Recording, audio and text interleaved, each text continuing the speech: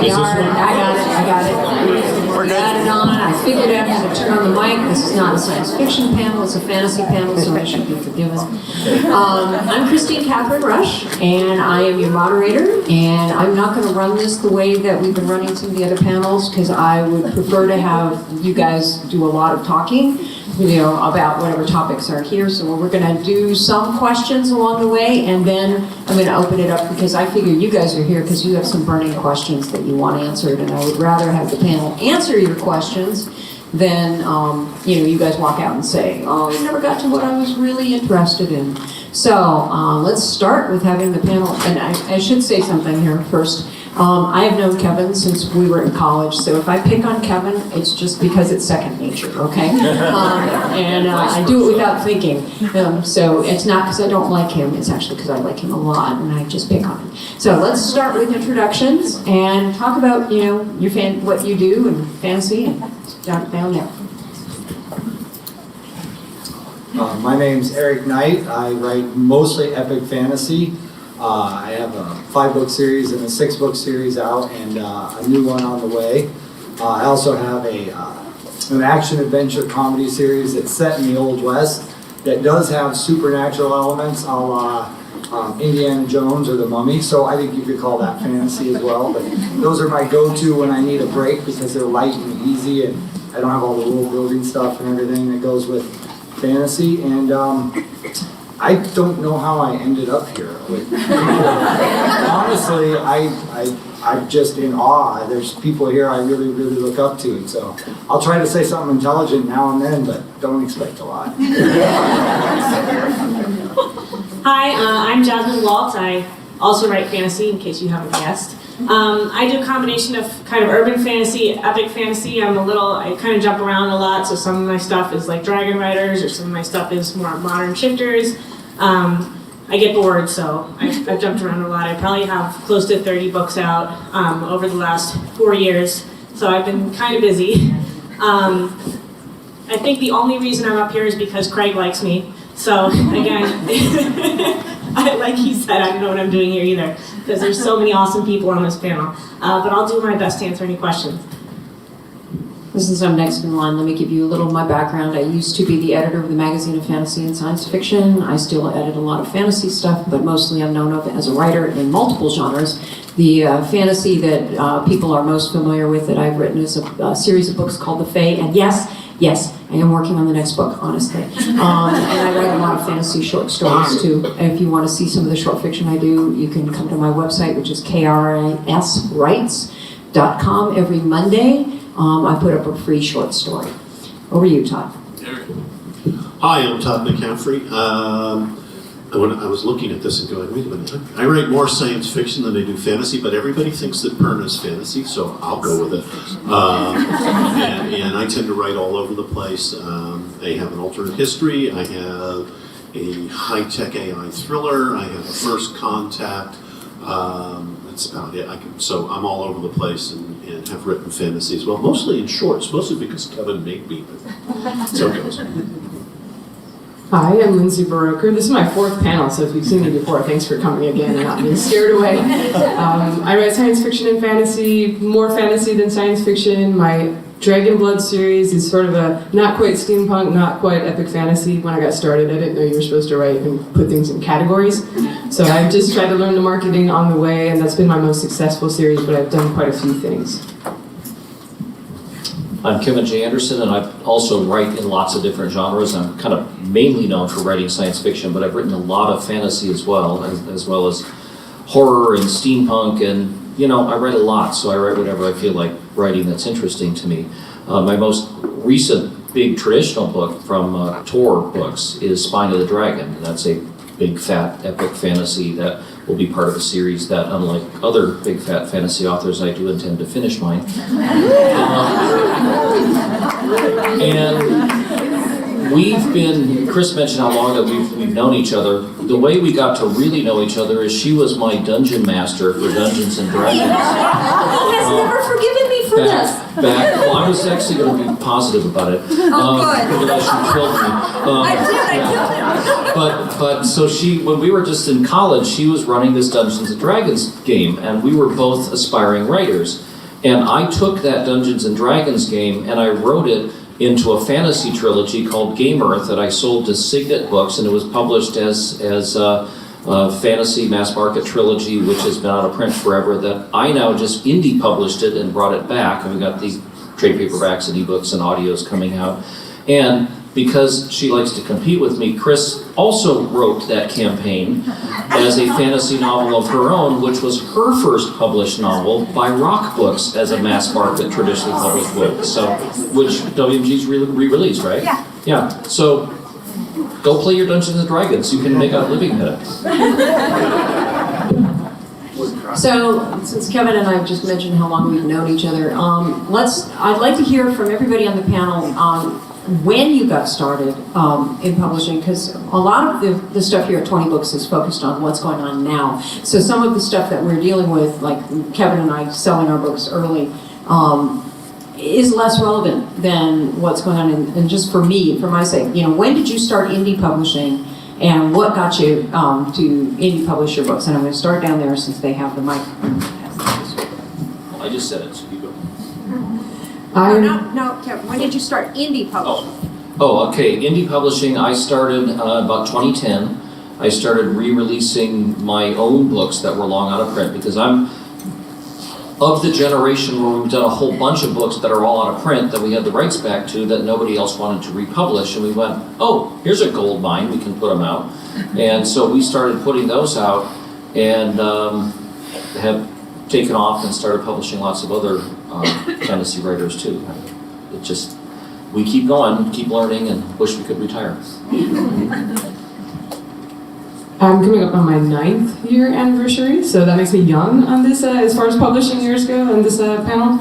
But I started not quite at the beginning of the Kindle revolution. I felt I was late. I always tell people that, because if you feel you're late, you're still fine. 5 years from now, you'll be like, thank goodness I got started in 2019. But it's been long enough to see just the tactics every year change so much, and I actually enjoy watching and trying to figure out how I can get my stuff to sell and keep selling each year.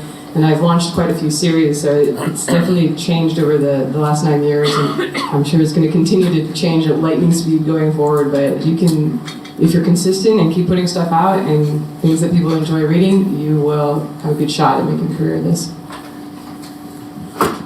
I actually had to go back and go look to see when I was publishing first indie, and I think it probably would have been a collection of shorts called The One Tree of Luna, and it would have been sometime before 2014. I started off obviously with the Burn stuff. I was traditionally published before the Burn stuff. I was one of the famous people who got picked up by the No-Bill Fawcett line, so publishing generally 34 years ago, but indie more 5, 6 now. Well, in about 2011, after 20 plus years of gathering rejections, I had heard about this Kindle thing and went ahead and put a book up and thought, okay, well, maybe now something will happen. Of course, it didn't. It didn't go anywhere at all, but I did find somebody came and a colleague's wife read that. He told her, I guess, and she said, you go and tell Eric he needs to write more books. And so that sort of got me going, and I went ahead and wrote a couple more books, but I didn't know anything about the business. I wasn't trying to do the business at all. It was really about 4 years ago, I started trying to do the business, but my idea of the business, I was hopelessly stuck in the past, and I refused to follow any of the rules that they tell you about writing quicker and series, and I thought, I don't have to do those things because I'm me, But that didn't work at all. It failed completely and miserably. And so that was finally, after about 3 years ago, I finally broke me down to the point I was like, you know what? I don't know anything. And that's when I started reaching out and discovered, like, what a great, the indie community is awesome. I mean, everything I have is just because people that are way further up the ladder than me have said, hey, I can help you. And then I've done what they said. Some of it didn't work because not everything works for everybody, but I feel tremendously lucky. In the last 2 years, I've been full-time, I make a living at it, and I still have to pinch myself. But it's because everybody's been so great and it's helped me out every step of the way. I mean, this is how we do things, is together. Did I get off track? No. Well, I started, I think it's been 4 years now, and if you know me, I apologize because I tell this story every time. But I'm basically a ghostwriter by trade. I've always been a ghostwriter. I've probably started back in like 2008 or 10, and I just kind of never have liked to work for other people, and I've done jobs here and there, and I decided one day that I wanted to use this writing thing to make a living, but I didn't want to go through the agony of submission and not knowing whether or not I would ever make money. So for a long time I wrote for other people, and I ghostwrote a lot of romance and paranormal stuff, and then one day I looked at people doing indie publishing and I'm like, well, they're paying me this much, so that must mean that they're making this much. So I decided to try the indie thing myself, and it's been going pretty well so far. I'm pretty happy with it. And I've been indie publishing since pretty much 2009, and for the same reason as Kevin, I had an awful lot of out-of-print books, much of which were fantasy, because I had to, for market reasons, switch from fantasy to science fiction, and in traditional publishing, which happens all the time, which is what happened in my Faith series. And the nice thing about indie is that I'm able to revive old things and talk about them and deal with books that people have wanted for years. So Eric, in his own way, kind of anticipated my next question, which was, writing and business. I usually tell writers to keep it separate, right? In your head. You do your writing and then you do business. But has the fact that you're indie published made a difference in what you write or how you write or what you want to write? And I'm going to start with you, Eric, since you kind of anticipated it. Yeah, it's made a huge difference. I actually have a degree in creative writing. I sort of came up with the old way of thinking that you write one book a year, and if you're writing faster than that, they can't be any good, and just a lot of old thinking that I had to get rid of. And so I've had to dramatically, I had to reinvent everything I did, because that pace just wasn't going to work. And so I've had to learn, for instance, not to be such a perfectionist.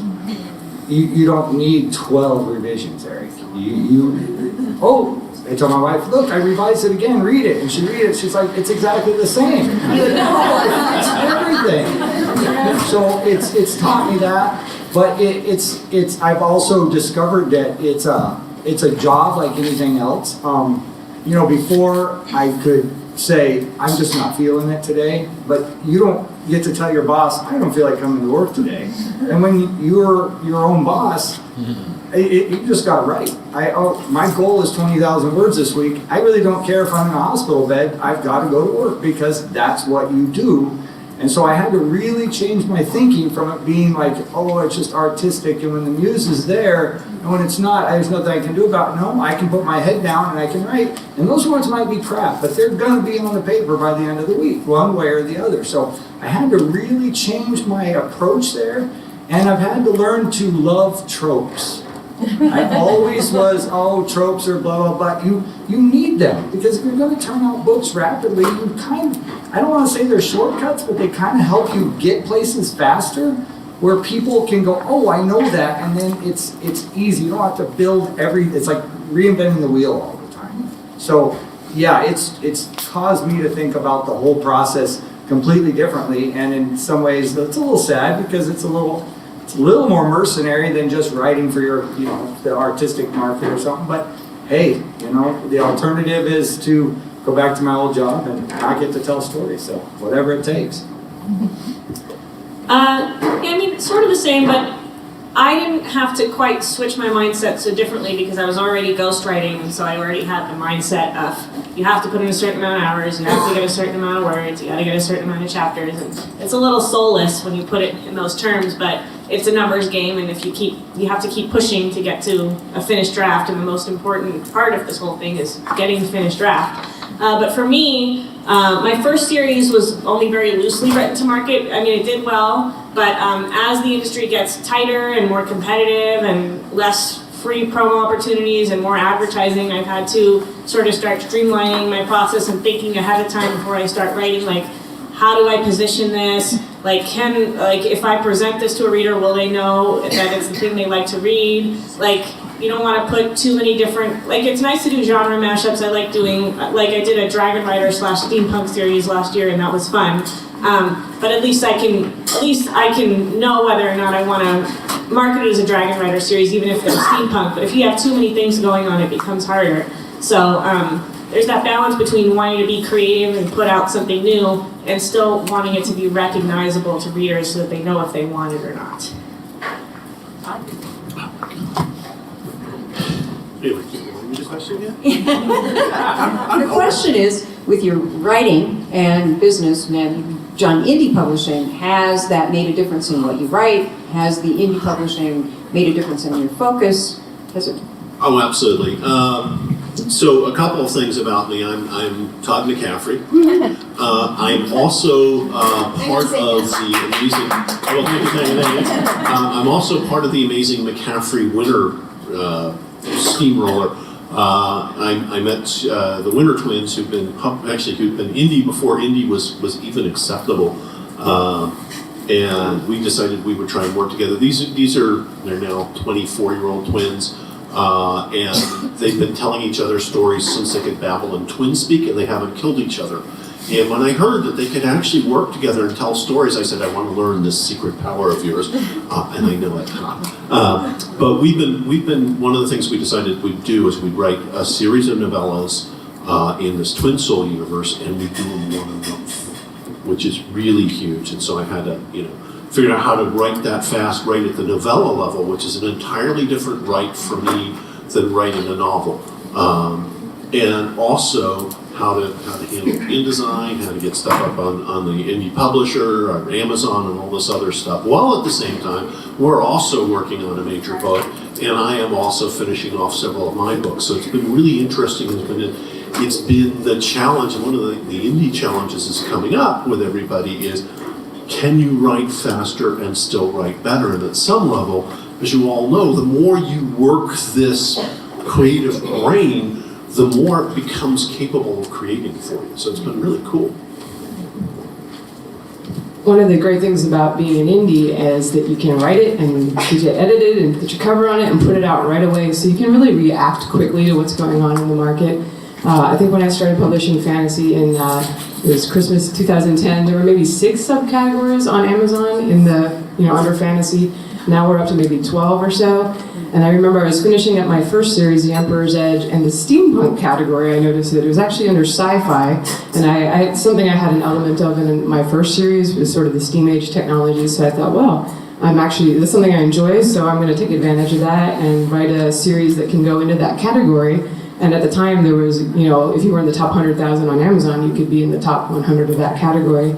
And it was at least 2 to 3 years before traditional publishing kind of figured out it was there, and like Gail Carriger and Sherry Priest and stuff popped up in there. So I had a nice run where my books were in that category, and then also crossed over into epic fantasy. But the point is just that if you pay attention to what's going on, there's opportunities. It's not just looking on Amazon. Maybe you'll see something Google Play is coming on, and then if you can be a first mover and take advantage of that, you don't even have to write 5 books a year or whatever. Trad Publishing is like 2 years behind, so it takes them a while to get something together. So even if you write a book this year for a new opportunity that you see, you can maybe be able to take advantage of it, and it can help with the marketing and make things easier. Well, as a writer, I've always been really interested in the business aspect of it, and so is Chris. That's one of the reasons we stuck together, because we were like teaching each other business and contracts and stuff from the beginning, and we started these little subversive groups of authors that would surreptitiously share their contracts, because it's not legal to share your contracts from author to author. And in traditional publishing, they kind of wanted to keep authors ignorant, and they didn't want you to know the business. And that's one of the huge things about the indie movement, about you guys, 20Books, that you all share everything, and you are the most business-oriented writers that the publishing industry has seen ever, which is really cool. And I'm sure they're trembling in their boots, but that is one of the things that we've had 11 years ago, I started this thing called the Superstars Writing Seminar, which is a business-oriented seminar. Chris, how long have you been doing the WMG classes and master classes? Oh, we've been doing this for 20 years, Yeah. but we were trying to teach people how to survive in the business of traditional publishing, which is crazy. It's nuts. And so then we ended up morphing it to, so how do you survive in the world of publishing when publishing is changing? And I thought that was going to be limited. It was going to change and then we'd be set. But as you guys well know, it changes every year. And that is so cool. Go ahead. Oh, and this is a specific business thing for fantasy in that what I really excelled in doing as a writer, one of the things that was my favorite thing to do, what I really like to get into, is I would write these big trilogies or big series that were like Game of Thrones with 40 main characters and these huge character arcs and huge story arcs and multiple storylines, and each novel was 200,000 words, 230,000 words, and that's what I find really satisfying, and that's what I got into, and I really excelled in it, and it is such a terrible business decision to do that now. Because if you're doing it as an indie, what you should be doing is writing 5 40,000 word books and releasing them fast rather than one 200,000 word book. And if I were to do, like right now, The Spine of the Dragon, this big epic that I'm doing for Tor, is 3 books and they're all 200,000 words. And the moment I was doing the draft of the first one, I was going, oh crap, I really should have structured it as a whole bunch of 40,000 word ones as a series that I could release rapidly, but traditional cannot release rapidly. I even proposed it to them saying, can we cut these in half and release them every 6 months instead of every year? That's just not possible. They could not do that. So if I were to do it again, I would have done it indie and I would have done them shorter and faster as a series rather than a trilogy of giant doorstop tomes. Well, Kev brings up a good point, rapid release, which is a big thing in fantasy and science fiction, somewhat in romance, but less so and not at all as big a deal in mystery. I'm going to go starting with Jasmine this time. Have you done, for everybody on the panel, have you done rapid release or are you planning to do rapid release, and has it worked for you? Well, that sort of depends on what you consider rapid release, because it's changed a lot. Like now there are people doing like book 1 and then book 2 like right away, and then book 3 like 3 weeks later, which only works if you can pre-write them all. And I've seen some people do it successfully. Probably the fastest I've done is a book a month, and I think that that's a decent pace because it gives readers time to kind of get through one and get through the other. And unfortunately, it's an unfortunate trend in my opinion. A lot of readers who are used to reading indie writers get impatient when they are, well, it's kind of a double-edged sword, because on the one hand there are readers that are just impatient.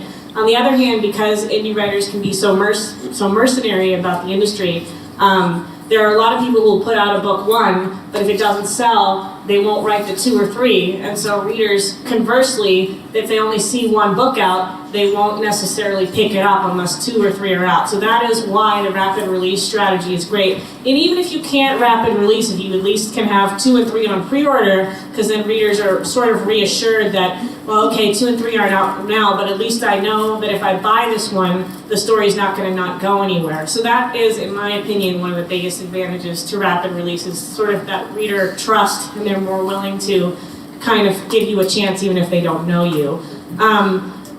I think that, I know that like there are some writers who have written like, a whole series ahead of time and stuff like that. That works if you're confident and you really know that it's going to hit, and you've really done your market research. But aside from that, I think it's safe to start with 3. I wouldn't do more than that, because then you're stuck and you've spent all this time, and if the series doesn't do well, that's time that you could have spent on something else. But overall, I think it's a good strategy. Well, let's see, my first series took 25 years to write, so I think that's not what they mean by rapid release. My second one is a 6-book series, and I did that over a 18-month period, maybe 20 months. So that, definitely you have to do that. That's one of the things I had to accept. I just had to turn these books out faster. And as someone down here said, your creative mind's like a muscle. You can do it. You don't know what you can do until you really try it. But I definitely think that's the way to go. We're living in a Netflix society now. People want to binge. I personally I would not have enjoyed Stranger Things as much if I had to wait a week between every episode. Because I got to binge, I got into it. And so I think that as much as possible, that's what we need to do. When I release my new series, I plan to drop 3 books really fast. Maybe all at once or maybe a week apart or whatever, and then have book form and pre-order for pretty quickly after that. But I also have a little bit of breathing room here, I can do that. But I just think, especially if you're not a big name, why should somebody take a risk on reading your book if they don't know when the next one's going to be out?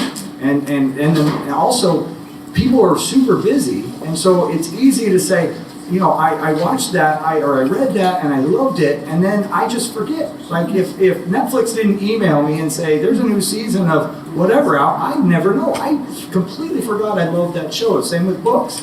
So if you want to stick in their mind, and you're not a big name that they're just going to remember anyway, you really want to get those books out quickly.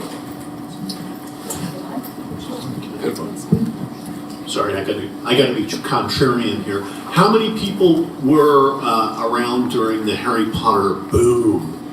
You know, did you guys go to midnight book pickups to buy the books, and you hung around with a whole bunch of people, and you're going like, "Oh my God, this is so cool! I can't wait for this next book." And they were coming out once a year, guys. It worked, and it wasn't like the first book that came out the gate. I mean, it took forever to get the Philosopher's Stone. I used the British. The Philosopher's Stone, Harry Potter and the Philosopher's Stone, not Harry Potter and the Sorcerer's Stone. But that's just me being snobby. But really, we were keen on that. We were okay with that slower release. It became a thing. It became a cult figure. And it's not, you know, now we say J.K. Rowling, oh, a god. She wasn't a god when that first book came out. You know, she was just a good writer with a nice tale. And then slowly but surely we went, wow, this is cool. I'm going to stay up till midnight to get the next copy. So something to think about, people. It doesn't have to be snap, snap, snap, snap, snap. There's got to be some good in there too. I have done rapid release several times with recent series, and I've also, my first book only took me 7 years to write, so I was pretty fast. But with my first series, I was still learning the ropes and learning how to improve and write words. I'm still working full-time in a day job too, so I was a little slower. And it's interesting to me that that's the series that had the most fan art, it had the most people writing fan fiction for, because they had to entertain themselves and, you know, come up with ideas while they were waiting to see, are they ever going to get together? You know, are they going to save the emperor? So that is an interesting point. I think the rapid release is powerful right now. If it's something that's appealing to you and something that you can do, we've certainly seen plenty of people I've interviewed on my podcast that do like 1 book a year and do really well. You tend to have to be better at the marketing stuff. Writing and releasing quickly, as long as the stories are good, is a form of marketing in itself. And it allows you, if you are going to be exclusive with Kindle for the release, and you know some people don't want to do that, and that's fine, but it allows you to get the bonuses with the page reads if you're able to, you know, have 3 books working for you in the top 20 of epic fantasy. And it's also very powerful if a reader comes in and sees like, wow, there's like 3 books all in the top 10 right now of epic fantasy from this author. So there's a lot of perks if you can do it and if you can get up there in the rankings, but I don't think you need to feel pressure like, oh, I'm not going to make a living at this if I can't write a book a month. That's not true at all. Oh, good. I have always written as fast as I could for the past 30 years, and so the thought of going, let's just up it and double my output is just not going to happen. So I've never done a conscious rapid release strategy. I've done a fast as I can handle it strategy, as not really strategy, but just I'm done with that book, get it out, and then go to the next one. Okay, let's start getting questions from you guys. You'll have to line up, and we're going to need to move the microphone over there. So we've got about 15 minutes left. Does anybody have a question that I have? Yeah, here we go. Yeah, I have a... Can you hear me? Okay, good. I have a question for Eric Knight. You mentioned in the beginning that you wrote a Western story with, as in like Wild West story, if I understand correctly, with supernatural elements. How does that work? Basically, the main character gets roped into searching for this lost Aztec temple. Oh. And along the way, long story short, in the temple, the Aztec god, it's sort of like, a little bit of Indiana Jones, it's being brought back to life by his followers and that kind of thing. So that's how, and only some of the books are there, but I don't know how it works. Awesome. Thank you for your time. Anybody else? Go ahead and line up, folks, if you want, if you have questions. Yeah, so what about writing serials, shorter? Is that still, because in fantasy I get the impression people want to read a bigger book. Or is anybody still doing the T.S. Paul thing where it's a shorter book but lots of them?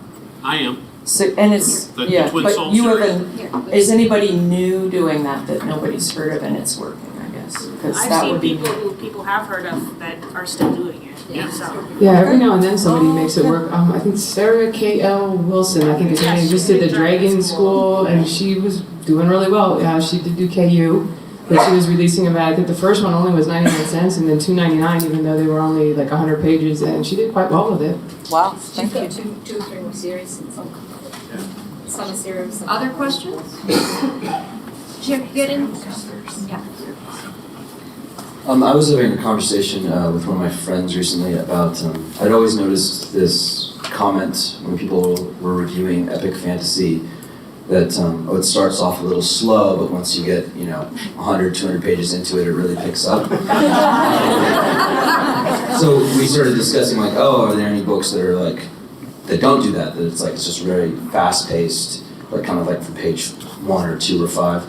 And I'm just wondering about what the modern fantasy reader likes, since we're in this sort of Netflix bingey world, it seems like everybody wants instant gratification. I just wanted to ask what you guys thought about that, just in terms of I guess people's attention spans and stuff like that. Let's do the whole panel on that one. Yeah, well, and that's the thing with traditional fantasy, big epic fantasy, is that you have a lot of world building that you have to do. And there's a whole lot of background and history and all that stuff. But I'm of the generation where I don't want to read 500 pages of the history of Nildermeth. I want to get the opening chapter where the demon dragon attacks and they fight it, and you have to learn how to sprinkle in the world building information as the story is galloping along, because we're not in the Charles Dickens era where you can sit down and the first line is "I was born" or "so I was told," and you don't. You have to go faster because that's the world we live in. I would say that, agree that at least start out with a bang, something pretty fast-paced, to hook them and get their attention. I think that's effective even for readers that do like the, 300,000-word stories. If you can grab them, that's great. And then as you're going along, you can introduce, I always start with 2 POV characters in the first book, and by the end of the series, there's 7 or 8. And I wasn't doing epic fantasy, but by the end, you've got this empire sprawling thing going on. So that's a possibility, is to kind of build it as you go, but start on a smaller scale. And I think that's pretty typical of the genre with your orphan boy, that's out there, that's the chosen one, but doesn't know yet that they kind of start small and get real big. And if you start small, it's a little easier to keep the pacing fast. And if you start with 6 POVs right away in the first couple chapters. Yeah, I think clearly somebody out there is willing to read books that don't start until page 200. But generally, I believe that you want a good story that's well told. A lot of people love a beautiful world that's brilliantly described, where where everything is, and that can be awesome. Other people are more, they want to see the action. So you can have different readers and different viewers, and you really should go with what the story you want to tell, and how big you want it to be, and that's where you need to be. We get a lot of confusion here at 20Books because a lot of this is about business, and the business then seeps into the writing, which is kind of backwards. You should write and then do business afterward. And your question kind of had that seep into the writing. Are there readers for this kind of, what are modern fantasy readers going to tolerate? Well, this is such a cool period that we're in right now. We're just at the beginning of reaching the markets that, traditional publishers never reached and all this stuff. We're just starting. So we don't know what readers are going to tolerate. We really don't. And so, if there's something you love as a reader, then chances are there's a bunch of other people who love it too. And, what do you tolerate as a reader? That's what you got to think about as you're writing. What do you tolerate? If you wouldn't put up with it, then why are you putting it in your book? And there's going to be a reader for you. The key then is what we've been talking about the last couple days. How do you find that reader when the book is done? So I think this somewhat depends on genre, because if you're writing a 500-page book, then maybe taking 100 pages makes a little more sense than if you're writing a 70,000-word book. But ultimately, for me, I find that it matters. I used to think that you had to start right away with the action, because there's a whole "the story starts where the story starts" thing.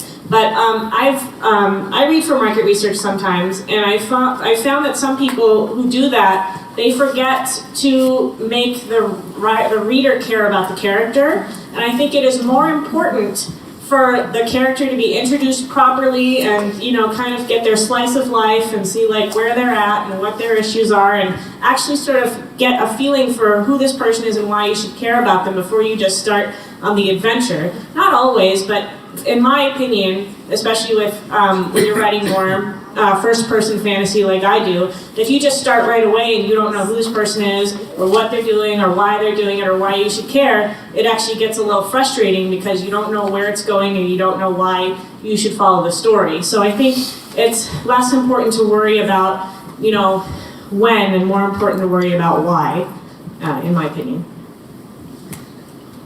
Obviously, people read all different lengths. There's markets for everything from 20,000 to 300,000.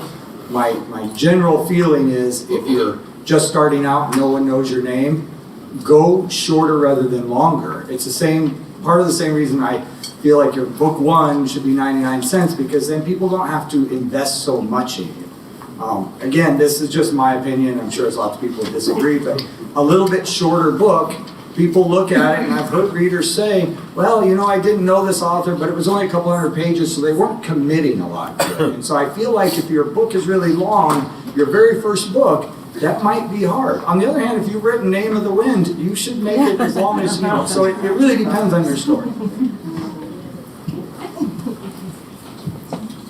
I was very encouraged by what Chris just said about how we don't know what readers are going to tolerate yet, and we're kind of expanding into new markets and creating new markets. Along those lines, I know a lot of you have crossed genre boundaries at some certain points, maybe blurred the lines, put the milieu or setting from one genre into the structure of another genre. How have you been able to, say, find that market when you do that? Let's start with you, Lindsay. Because you're working in modern stuff. I usually tell people if you write something that fits neatly into a category, it's always going to be easier to market it. You can look at the book covers and the comps out there and see what's selling. But I didn't do that, and I think what's really worked for me over the years and continues to work is just be willing to give book one away for free, whether permanently or temporary, as a way to get a new reader to try something that maybe is not quite like they think. Maybe it's a little bit sort of what they like, but they're not sure about this other sci-fi aliens you've got in your fantasy world. And I find, it's always a struggle to get seen, but if you're willing to, it doesn't have to be your whole free book one, do a novella or whatever, but when you're outside of what people know they want, because we always say people want more of the same, because that's what they like. I found that free will get them into the world, and then they're sucked in, and then they don't care what you do for the rest of the series. They're involved in the characters, so that's how I've done it. Anybody else want to take that? Yeah. Okay. Thank you. Speaking of debate, I've recently had one with somebody who we were discussing if there was a divide between young adult fantasy and fantasy.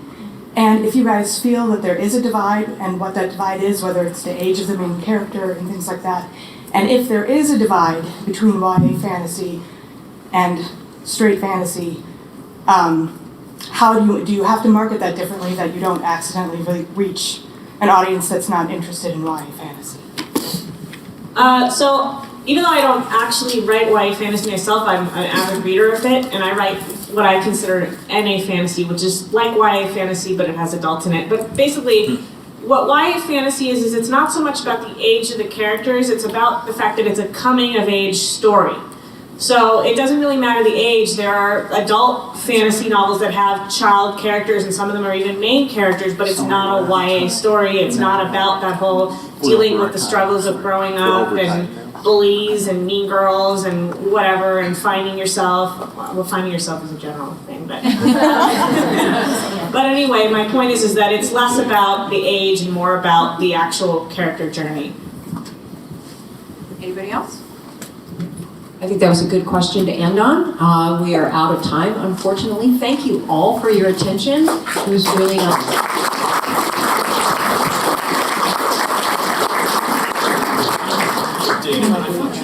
Yeah.